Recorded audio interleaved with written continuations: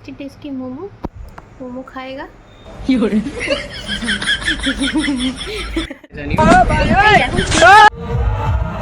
Hello everyone, welcome back to our channel. আর এখন বাজে ঘড়িতে 3টে, আর আমি এখন জেগে বসে রয়েছি কারণ আমার হাজব্যান্ডের মর্নিং শিফট চলছে।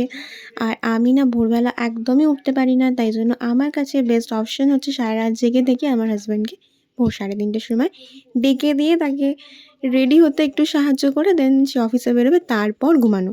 হোয়াট এভার, এটা আমাদের ফার্স্ট ব্লগ, তো কিছু ভুল চুক হলে একটু ক্ষমা করে দিও, মাফি করে দিও, হোয়াট এভার। তো আমি এবার জেগে বসে রয়েছি, বসে থাকতে থাকতে একটু টায়ার্ড হয়ে গেছিলাম, তাই আমি একটু কফি খাই এই টাইমটাতে, আর ওকেও দিই। ও কফিটা খায়, খেয়ে আবার টুপ করে শুয়ে ঘুমিয়ে পড়ে। যাই হোক, এরকমভাবেই সময়টা যায় আমাদের। তারপর he is ready for going his office. So এখন বাজে ঘড়িতে 4:05-10 কিছু একটা হবে, চলো দেখি। হ্যাঁ, 4:10 বাজে।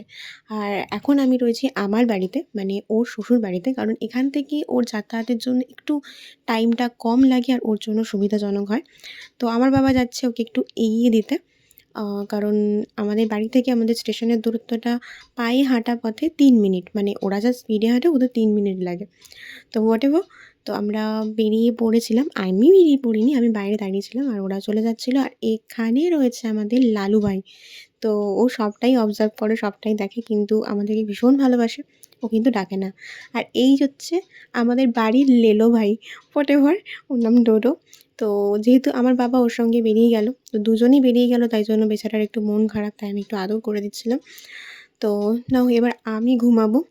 ঘুম টুম থেকে উঠে রেডি হয়ে ট্রেনে উঠে গেছি, আই মিন টু সে ঘুম থেকে উঠে খাওয়া দাওয়া করে রেডি হয়ে ট্রেনে উঠে গেছি, কারণ এখন আমি যাচ্ছি আমার শ্বশুর বাড়িতে, মানে ওর বাড়িতে। তো মাঝখানে অনেকটা পথ, যেটা আমি ভিডিও করতে রেকর্ড করতে ভুলে গেছিলাম। যাই হোক, হাওড়া স্টেশনে এসে দেখা হয়ে গেছিলো আমার বরের সাথে, মানে এই মহাশয়ের সাথে, মানে তোমাদের দাদার সাথে। যাই হোক, তো আমরা এখন হাই হ্যালো করে গল্প আড্ডা মারতে মারতে বক বক করতে করতে গুটি গুটি গুটি গুটি পায়ে আমরা আমার শ্বশুরবাড়িতে, সরি আমাদের না, আমার শ্বশুরবাড়িতে দিকে এগিয়ে যাচ্ছি। আর এখানকার রাস্তার অবস্থা তো খুবই সুন্দর। যারা হাওড়া রেলওয়েতে থাকো তারা খুব ভালো করে জানো রাস্তার অবস্থা কী ছিল। তাও এখন বৃষ্টি হচ্ছে না বলে তাই এই অবস্থা। বৃষ্টি হলে আর সাঁতার কাটতে কাটতে আমাদের বাড়িতে যেতে হয়।